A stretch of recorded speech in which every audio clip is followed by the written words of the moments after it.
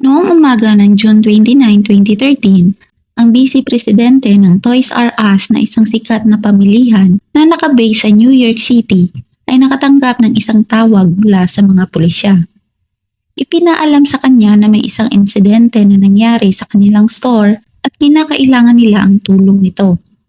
Si Bernie Grusa ay mabilis na tumungo sa naturang tindahan at nang siya'y dumating na ibinalita sa kanya ng mga kapulisan ang nakakalungkot na nangyari sa store manager na si Larry Wills. Si Larry Wills ay nagtamo ng maraming saksak sa kanyang katawan. Siya ay pumasok sa kanyang trabaho bandang 4 a.m. ng madaling araw upang tulungan ang iilan sa mga staff sa pag-prepare ng mga stocks para sa pagbubukas ng tindahan sa umaga. Meron lamang 4 na mga empleyado ang nakasama nito sa buong oras ng kanilang shift. Ngunit ni isa sa kanila walang nakakaalam kung sino ang pumaslang kay Larry Wills. Hindi nila nakitaan ng forced entry ang pinangyarihan ng krimen. Nagsuspecha ang kapulisan na ito'y isang inside job at ang suspect ay isa sa mga empleyado na nakatrabaho ni Larry noong umagang iyon. Ngunit hindi pa nila alam kung sino sa mga ito. Ang 4 na empleyado na nakasama ni Larry sa umagang iyon ay inimbestigahan ng kapulisan, ngunit wala silang makuhang ebidensya na sila ang suspect. Dahil dito, binaling ng kapulisan ang kanilang atensyon kay Bernie Grusa, ang Vice President ng Loss Prevention.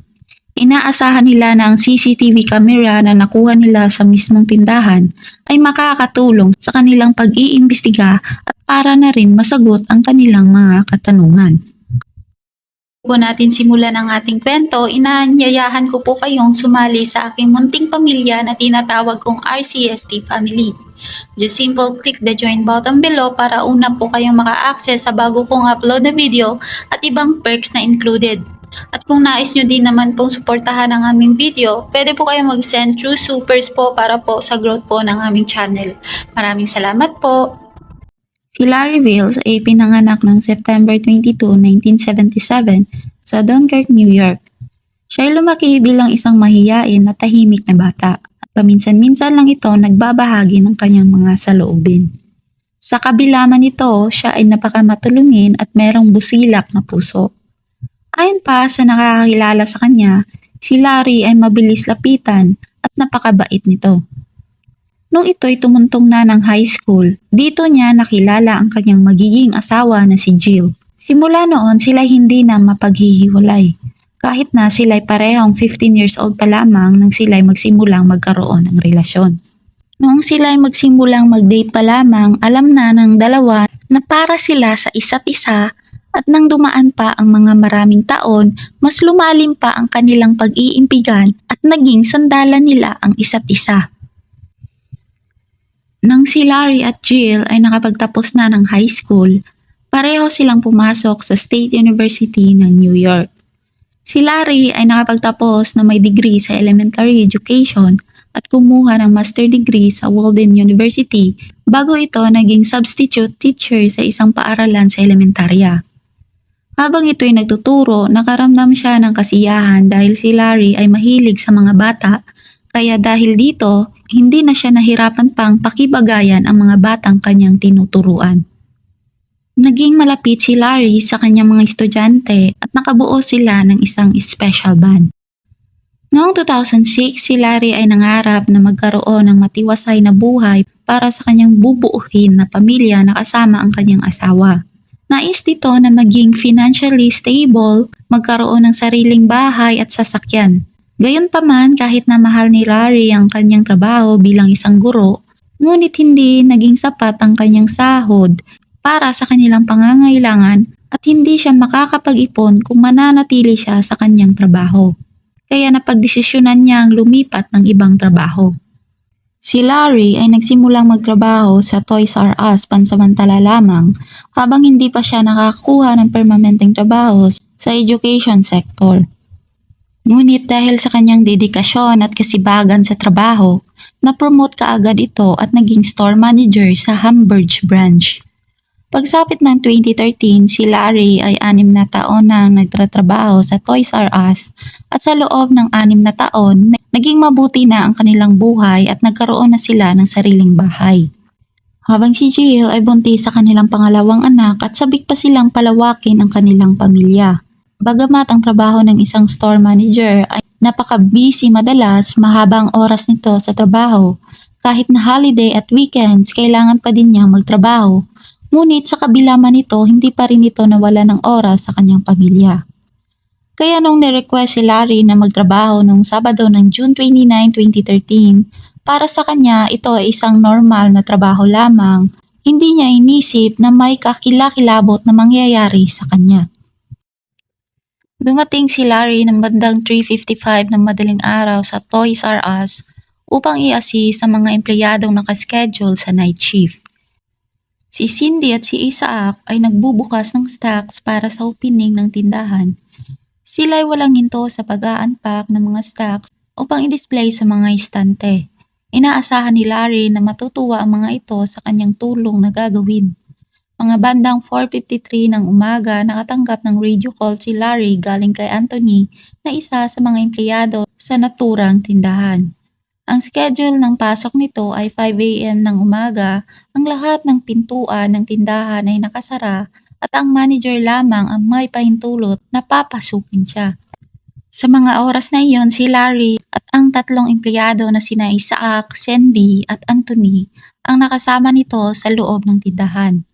Ang bawat isa ay naka-assign sa kanya-kanya nilang mga trabaho at ang tanging komunikasyon nila ay ang pagre-radio sa bawat isa. Makalipas ang 5 a.m., may panibagong empleyado ang dumating na nagngangalang Richard. Katulad ni Anthony, ito din ay tumawag kay Larry sa pamamagitan ng pagre-radio upang makapasok na siya sa tindahan at makapagsimulang magtrabaho. Ngunit ito'y kakaiba dahil si Larry ay hindi na sumasagot sa kanyang tawag. Sinubukan ni Richard na buksan ang pintuan, ngunit tulad ng kanyang inaasahan, ito'y nakalock pa rin. Si Richard ay naglakad-lakad sa buong lugar ng tindahan. Ngunit ito'y nabigla dahil isa sa mga pintuan ng tindahan ay nakabukas sa section ng Adjacent Baby R Us. Dali-dali naman itong pumasok sa pintuan at ito'y dumiretso sa kanyang area kung saan siya naka-assign at sinimulan ang kanyang trabaho na parang normal lang na araw. Hanggang bandang 5:40 ng umaga, si Isaac ay naiinis na sa patuloy na pag-eeko ng beeping sound sa loob ng buong tindahan. Dahil ito'y nakakadistorbo na sa kanyang trabaho, niredyuhan niya si Larry at pinakiusapan na patayin na ang nakakambalang tunog, ngunit hindi ito tumutugon sa kanyang tawag. Sinubukan niyang tawagan si Larry sa pangalawang pagkakataon, ngunit hindi pa rin ito tumutugon sa kanyang tawag, kaya buong akala niya na ito'y may katawag sa ibang linya kaya hindi ito sumasagot sa kanyang tawag. Kaya dahil dito, pinakiusapan ni Isaac si Cindy na puntahan si Larry upang personal na ipapatay ang nakakambalang ingay. Wala pang isang minuto, isang nakakatakot na sigaw ang umalingaw-ngaw sa loob ng buong tindahan. Dahil dito, napukaw ang atensyon ng mga empleyado sa ginawang ingay ni Cindy at dali-dali silang tumungo sa opisina ni Larry upang tingnan kung okay lang silang dalawa ni Cindy. Nang dumating na sila sa opisina ni Larry, nadatnan nila ang dugoang katawan ni Larry na may tama ng baril sa katawan. Agad tumawag sa 911 si Cindy upang ipaalam ang kaganapang naganap sa loob ng kanilang tindahan. Wala pang ilang minuto, dumating kaagad ang kapulisan upang magbigay ng tulong. Nang i-check na nila ang pulso ni Larry, kahit na ito'y hindi na tumutugon, bagamat ang pulso nito ay patuloy na tumitibok. Ang mga paramedics ay mabilis na pinasakay sa ambulansya si Larry upang isugod sa malapit na ospital, ngunit sa kasamaang palad si Larry ay idineklarang dead on arrival at ang sanhi ng kamatayan nito ay due to severe blood loss dahil sa nagtamo ito ng tama ng baril sa katawan at sinaksak ng 2 beses sa may bandang dibdib nito. Nang dumating ang mga pulis sa pinangyarihan ng krimen, ang akala ng kapulisan na isa sa mga empleyado nito ang may kaugnayan sa naganap na krimen, lalo na't hindi ito nakitaan ng forced entry.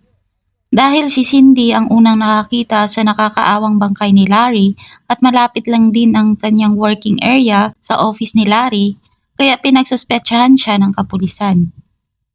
Si Richard din ay kinilala nilang bilang prime suspect dahil ito ang huling taong pumasok sa tindahan at ayon din sa kanya, siya ay pumasok sa pintuan ng Babies R Us section na hindi alinsunod sa kanilang protocol. Mababakas din sa mukha ni Isaac ang pagkabilisa nito at pagkanerbiyos na nakakuha ng atensyon sa mga pulisya. Habang si Anthony naman ay ayaw magbigay ng kanyang salaysay at hindi ito nakikipag-cooperate sa mga kapulisan. Ang bawat isa ay maituturing na mga sospek, gayunpaman bawat isa sa kanila ay nagbigay ng kani-kanilang mga rason. Dahil dito napagdesisyonan ng kapulisan na tingnan ang CCTV camera ng tindahan. Nagbabaka sakali sila na makakuha ng lead sa naganap na krimen na nangyari noong umaga ng June 29, 2013. Agad nilang tinawagan si Bernie Grusa, ang Vice President at Regional Manager ng Loss Prevention ng Toys R Us. Lumipas ang 20 minutos, ito'y nakarating kaagad sa tindahan at inassist ang mga kapulisan at sinagot ang lahat ng katanungan ng kapulisan. Ayon pa sa kanya, siya ang nag-hired kay Larry para maging manager sa branch ng Hamburg at kinonsider niya si Larry na hindi lang bilang isang empleyado, kundi tinuring niya din itong isang malapit na kaibigan. Dinala ni Bernie ang kapulisan sa office ni Larry kung saan ni-review nila ang CCTV footage ng tindahan. Sa kanilang pagre-review noong bandang 4:20 ng umaga, 20 minutes ang lumipas nang matapos dumating si Larry sa tindahan. Sa CCTV camera, makikita dito na may isang lalaking pinipilit buksan ang pintuan sa may Babies R Us section. Kahit nasa malabong resolusyon ang kamera nito, nahagila pa din sa kamera ang pagpasok nito sa tindahan. Napag-alaman nila na ito'y isang lalaki na nakasuot ng baseball cap at nakasuot ng sweatpants na may dala-dala ito na isang kutsilyo. Napansin ng kapulisan na ang lalaki ay nag-iingat na hindi mahagilap ng kamera bago ito nakapasok sa opisina ng manager. Nang makapasok na ito sa office ni Larry, dali-dali agad nitong sinarado ang pintuan. Makalipas ang 3 minuto, ang recording ng CCTV camera ay huminto. Malamang tinanggal sa saksakan ng salarin ang CCTV camera footage. Naniniwala ang kapulisan nang pumasok na si Larry sa kanyang opisina, dito din siya inatake ng salarin. Matapos matingnan ng kapulisan ang CCTV camera, nagkaroon sila ng hinala na ito'y isang inside job dahil ang salarin ay nakakagalaw sa tindahan na walang nakakapansin dito at tinanggalan nito ng koneksyon ang CCTV camera ng tindahan. Napagtanto din ng kapulisan na wala sa mga empleyado nitong nakasama noong naganap ang krimen matapos nilang tingnan ang CCTV camera ng tindahan. Sa pag-iimbestiga ng kapulisan sa pinangyarihan ng krimen, nakakita sila ng black and gold na baseball cap na nagmamatch sa taong pumaslang kay Larry na nakita nila sa CCTV footage. Hinala ng kapulisan dahil sa pagmamadali nitong tumakas, hindi nito napansin na nahulog ang baseball cap na kanyang suot-suot. Kaagad naman itong pinadala sa laboratory para sa DNA testing. Umaasa silang may magmamatch dito. Ngunit sa kasamaang palad walang nagmatch sa FBI database. Dahil dito, nag-rely na lamang ang kapulisan sa makukuha nilang DNA sa lahat ng empleyadong nagtatrabaho sa Toys R Us dahil alam nila na ang suspect ay isa sa mga trabahador ng Toys R Us. Dahil dito, nagsagawa ang kapulisan ng mandatory na pagbibigay ng kanilang mga DNA sample sa paraan na ito makikita nila ang tunay na salarin. Ang pamilya ni Larry ay nag-aalok na ng reward sa kung sino ang nakakaalam o sino mang nakakita sa suspect sa araw na iyon. Ngunit sa kasamaang palad walang sino man ang nakakita o nakakaalam. Samantala, ang suspect ay nagpatuloy na malaya sa loob ng 2 buwan. Ang pulisya ay nagsimula sa isang proseso ng pangongolekta ng sample mula sa dose-dose ng mga empleyado ng tindahan at isa-isang inalis ang mga hindi nagmatch. Sa paghahanap ng match sa DNA ng suspect, ngunit habang papalapit na sila sa yugto kung saan halos lahat ng empleyado ay nakuna na ng DNA sample, napansin nila ang kilalang pangalan na hindi nagbigay ng kanyang sample. Ito ay si Bernie Grusa, ang Vice President ng Loss Prevention na kilalang absent sa DNA testing. Noong una siya ay matulungin ng husto sa unang yugto ng pag-iimbestiga. Kaya napansin nilang ito'y kakaiba dahil hindi niya ibinigay ang kanyang DNA sample dahil marami sa mga empleyado ang kusang loob na nagbigay ng kanilang DNA sample. Kaya agad na nakipag-ugnayan sa kanya ang mga pulis sa kanyang telepono upang subukan at mag-schedule ng isang pagpupulong. Ngunit tila ba napakahirap kay Bernie na mag-set up na makipagtulungan sa kapulisan. Ayon pa sa kanya, siya ay nahirapang harapin ang pagkamatay ni Larry, kaya nag-extend siya ng mahabang bakasyon sa trabaho at umalis ng kanilang bahay na hindi kasama ang kanyang asawa. Matapos lapitan ng kanyang asawa para humingi ng tulong, mabilis na nalaman ng pulisya na hindi talaga umalis si Grusa sa kanyang bahay, ngunit dahil sa kagustuhan ito ng kanyang asawa, dahil meron itong protection order laban sa kanya at hiniling na paalisin siya. Nalaman nila na ilang linggo bago pinatay si Larry, si Bernie at ang kanyang asawa ay nagkaroon ng pagtatalo. Naging mainit ang kanilang pagtatalo kaya itinulak ni Grusa ang kanyang asawa bago tumakbo papunta sa kanilang kwarto at kaagad isinara ang pintuan. Ilang sandali nakarinig ng alingaw ng baril ang kanyang asawa. Kaya dahil dito, dali-dali itong tumungo sa kanilang kwarto upang i-check ang kanyang asawa. Nang nakarating na ito sa kanilang kwarto, nakita niya si Bernie na nakahandusay sa sahig at iginulong siya ng kanyang asawa upang matingnan kung okay lang si Grusa. Iminulat ni Grusa ang kanyang mga mata at sinabing gusto niya lang i-check kung mahal pa ba siya nito. Binaril ni Grusa ang kanilang bintana upang mapaniwala ang kanyang asawa na ito'y nagpakamatay. Napag-alaman din nilang ito'y pansamantalang tumutuloy sa bahay ng kanyang ama. Dahil dito, pinuntahan ng kapulisan ng hindi pinapaalam kay Bernie na pupuntahan nila ang bahay ng kanyang ama kung saan ito'y pansamantalang naninirahan. Nang makita ni Grusa ang kapulisan, ito'y gulat na gulat.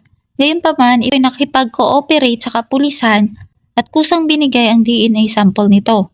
Lumipas ang 2 buwan na paghihintay, ang DNA ni Bernie Grusa ay nagmatch sa baseball cap na nakita ng kapulisan at sa DVR machine na nasa office ni Larry. Nanatili si Bernie sa kanyang pagka-inosente at pinasinungalingan niya ang lahat ng bintang sa kanya.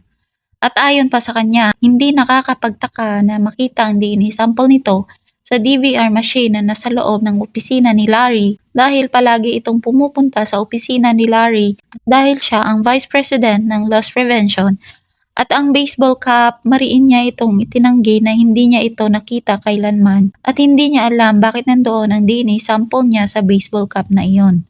Si Bernie Grusa ay inaresto sa pagpatay kay Larry Wills. Sa pag-iimbestiga ng kapulisan, napag-alaman nila na ang motibo sa pagpatay kay Wills ay pagnanakaw. Kahit na ito'y regional vice president at sumasahod ng $90,000, napag-alaman nilang si Bernie ay lubog sa utang. Napakalaki ang hospital bills nito dahil ang asawa nito ay na-diagnose ng cancer at namumuhay ito na sobra sa kanyang pangangailangan.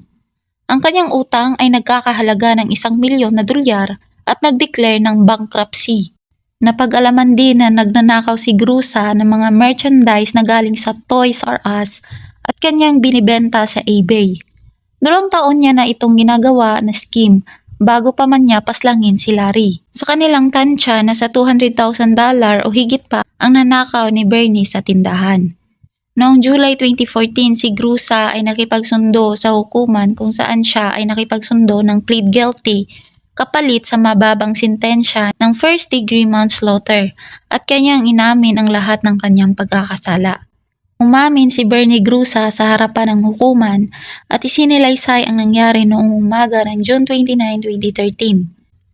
Ayon pa sa kanya, siya ay pumasok sa Toys R Us gamit ang kanyang sariling susi at siya ay pumasok sa office ni Larry dahil intensyon niyang nakawin ang pera na nasa safe. Habang binubuksan niya ang safe, sakto naman daw na pumasok si Larry sa kanyang office. Nang hindi niya malaman ang gagawin, siya ay nataranta at sa hindi sinasadyang pangyayari, ito'y kanyang sinaksak. Ayon pa sa kanya, wala siyang intensyon na pumatay ng tao at ang tanging nais niya lamang ay ang magnakaw at plano niyang nakawin ang $200,000 na nakalagay sa safe at $90,000 sa iba pang branch. Si Grusa ay nasentensyahan ng 25 years na pagkakabilanggo. Ang pamilya naman ni Larry ay tinanggap ang hatol kay Bernie Grusa.